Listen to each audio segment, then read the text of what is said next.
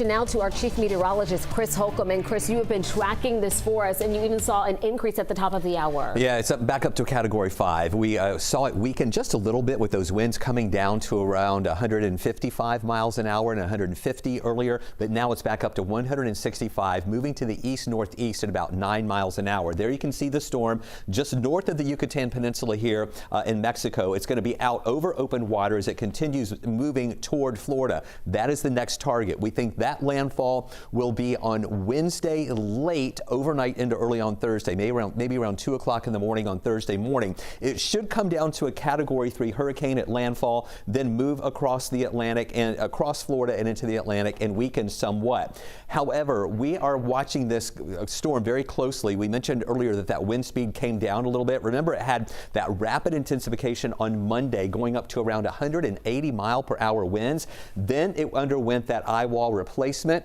with the winds coming down to a Cat 4, but now back up to that Category 5 status there with those max winds at 165 miles an hour. We'll keep watching it very closely. I want to make sure you see these warnings here for the Florida coastline, both the west and the east side. And latest that we just got in at 5 o'clock is that the tropical storm warning now has been extended up to Altamaha Sound inland. That includes Brunswick as well as the St. Simons area. But the coastal waters here all the way up to the Savannah area is where we have that tropical storm warning now that is in effect. Stay with us.